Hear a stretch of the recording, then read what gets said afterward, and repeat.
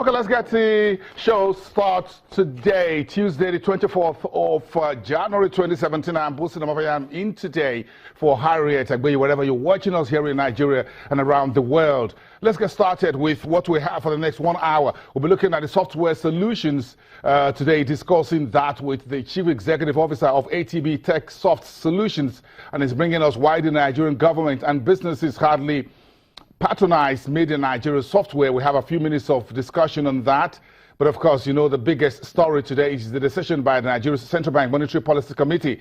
That will be live here on Channels Television at about 2 o'clock in the afternoon. We have a studio panel that will start from 2 o'clock till about 3:30. You don't want to miss that 1.5 hour coverage of this very important first meeting of the MPC in 2017.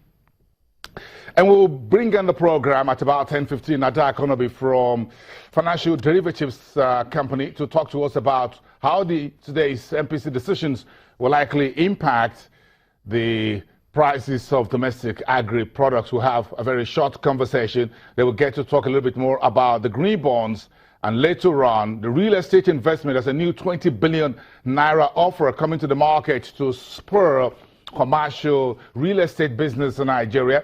The gentleman, the chief executive from First Ally Asset Management, will be talking to us about the REIT market in Nigeria and whether the new offer will be heading to the stock exchange for a listing.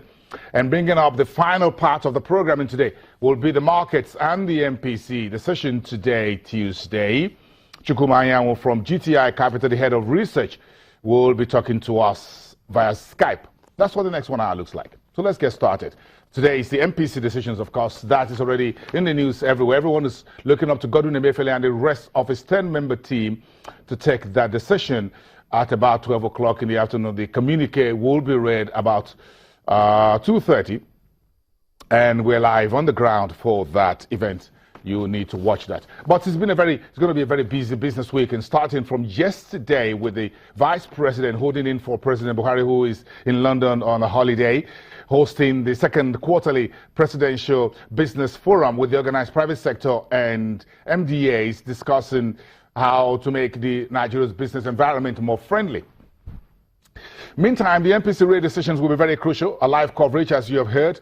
Meantime, this morning, Afrinvest is launching a new report on the Nigeria's equities markets outlook for 2017 and a step back into 2016 market. What's the state of the economy and how that will impact the equities market moving forward? The report is called Reform or Be Relegated. A very important report that has been launched as we speak. We'll get the CEO, Ike Chioke, on the show tomorrow to give us insight into this very important report. Meantime, the Chartered Institute of Bankers is holding its third economic roundtable as we speak, also today, and that is also on tap. And meantime, Nigeria's energy sector will be part of the West Africa Energy Cooperation Summit taking place in Abidjan from Thursday.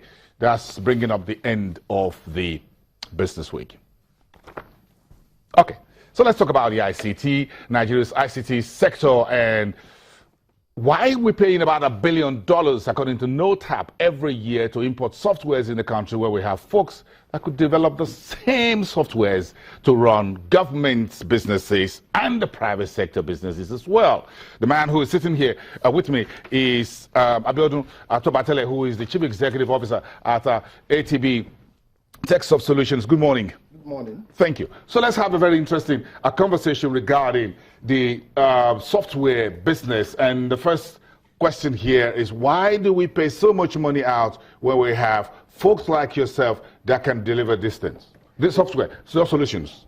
Well, like you said, we spend so much money in Nigeria, government, private sector, on importing foreign software into this country. And the main reason is because of the fear of quality. And the truth is that there has been a very big issue around quality software delivery by Nigerian companies in the last decade.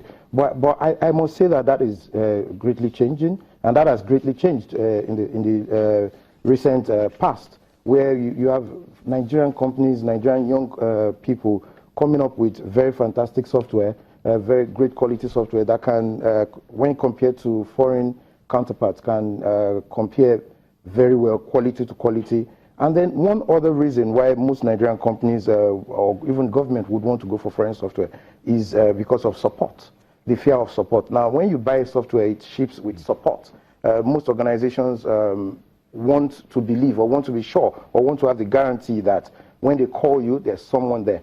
And most Nigerian companies, software firms or IT firms in the past, in the last decades, have not been able to deliver on the right support that companies need. And they also want to know that you are in there for the long run. But most companies, IT companies in the past, it's been like they develop software and then 2-3 years down the line, you find out that the founders or the writers of such softwares have changed business. But it has greatly changed. For example, in our own firm, we've been there for almost a decade. We've recently launched a lot of software, a few softwares that been launched for different verticals of the industry. I'm looking for software that will make my life easy in a number of ways. So what do you have for me? Let me just go straight and make it personal. Any enterprise solution software that can just make some of my worries go away, whether it's in education, whether it's in business, whether it's in shopping. Yes. For example, let's start with education, for example. We recently launched a software that we call EduWare that takes care of the entire life cycle of an education business or of a school business. Take from admissions to graduations, from the academic part, even to the administrative part of any school, from primary, secondary, even to university. We've had a situation in Nigeria where if you go back to your school today and say, I need this transcript, it's a hell of a time trying to get it out because the records are not there, the records are not digitized, and the entire process is not automated and digitized. But with EduWare, you're able to run the entire institution right from admission onto graduation. Polytechnic or university, even research institutes. We've been able to take care of that in